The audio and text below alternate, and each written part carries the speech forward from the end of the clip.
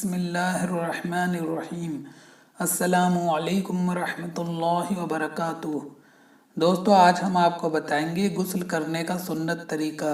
इंसान जब नापाक हो जाता है तो उस पर गुस्ल फ़र्ज हो जाता है। सिर्फ नहा लेने से कोई पाक नहीं होता जब तक कि नबी करीम सल्लल्लाहु अलैहि वसल्लम के बताए गए तरीके से न नहाए, वो पाक नहीं होगा। तो आज की वीडियो में हम आपको नहाने का वही सुन्नत तरीका बताएंगे जो हदीस से साबित है। वीडियो शुरू करने से पहले आपसे दिली गुजारिश है कि आप हमारे चैनल कशकोल इस्लाम को सब्सक्राइब करके हमें सपोर्ट करें, क्योंकि हमें आपकी सपोर्ट की ज़रूरत है।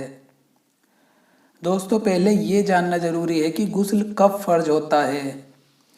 नंबर 1, अगर जागते में या सोते में मनी निकल जाए तो गुस्ल फ़र्ज हो जाता है। इसमें मर्द और औरत दोनों शामिल हैं। नंबर 2, सोहबत करने से गुस्ल फ़र्ज हो जाता है, चाहे मनी निकले या ना निकले। नंबर 3, हैज के ख़त्म होने पर औरतों पर गुस्ल फ़र्ज हो जाता है। हैज उस खून को कहते हैं जो औरतों को हर महीने आता है।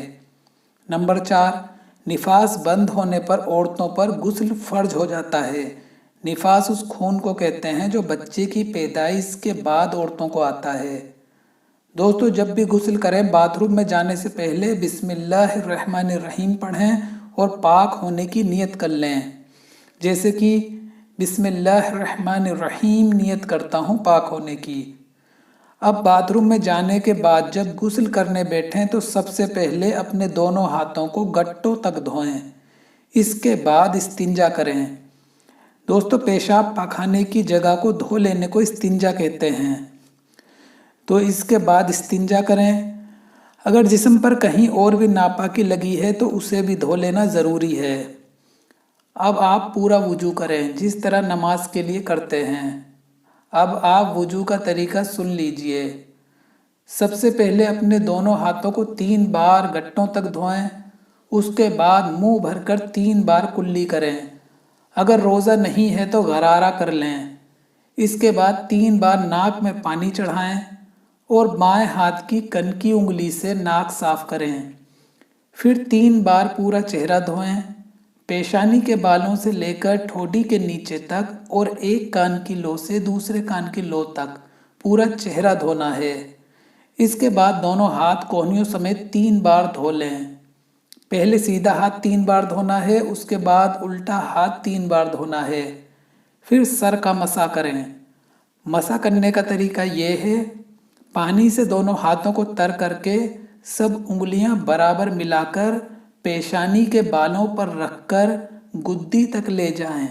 फिर गुद्दी से लेकर दोनों हाथों की हथेलियों को इस तरह सामने की तरफ वापस लाएं कि कानों से लेकर सर के बीच तक जो हिस्सा दाएं बाएं सूखा रह गया है उसका मसा होता चला जाए। उसके साथ ही कानों का मसा इस तरह करें कि कानों के दोनों सुराखों में शहादत की उंगलियां डालकर अंगूठों से कानों के पिछले हिस्से पर मसा करें। यहाँ मसा पूरा हो गया। अब 3 बार दोनों पैरों को गट्टों तक धो लें। पहले सीधा पैर 3 बार धोएं, इसके बाद उल्टा पैर 3 बार धोएं। यहाँ आपका वुजू पूरा हो गया। तफसील से इसलिए बताया है ताकि जिनको वुजू करना नहीं आता वो वुजू करना भी सीख लें। अब मैं अपनी बात फिर से रिपीट करता हूँ। जब आप बाथरूम में दाखिल हो गए, सबसे पहले दोनों हाथों को गट्टों तक धोया। इसके बाद इस्तिंजा किया।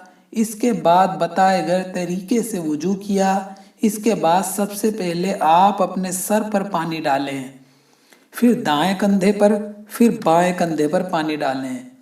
अब पूरे जिस्म को अच्छी तरह मलें। फिर सर पर पानी डालें, फिर दाएं कंधे पर, फिर बाएं कंधे पर पानी डालें। फिर जिस्म को मलें, कोई जगह सूखी ना रहे। फिर तीसरी दफ़ा सर पर पानी डालें, फिर दाएं कंधे पर, फिर बाएं कंधे पर पानी डालें। जिस्म का कोई भी हिस्सा बाल बराबर भी सूखा ना रह जाए, वरना गुस्ल नहीं होगा। इस बात का ख़ास ख्याल रखें। यहाँ आपका गुस्ल पूरा हो गया। अब आप नमाज भी पढ़ सकते हैं। नमाज के लिए अलग से वुजू करने की ज़रूरत नहीं है। गुस्ल करने में वुजू भी हो जाता है।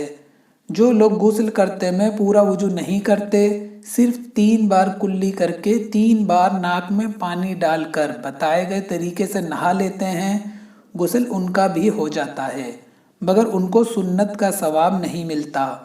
उम्मीद करते हैं आपको बताई गई बातें अच्छी तरह समझ में आ गई होंगी। अगर आपको कुछ और पूछना है तो आप कमेंट करके पूछ सकते हैं। दोस्तों, अगर आपको वीडियो अच्छी लगी है तो इसे ज़रूर लाइक कर दीजिएगा और इस वीडियो को खूब शेयर करें। तो मिलते हैं इंशाअल्लाह एक नई वीडियो के साथ। आपसे दुआओं की गुजारिश। अस्सलामु अलैकुम व रहमतुल्लाहि व बरकातुहू।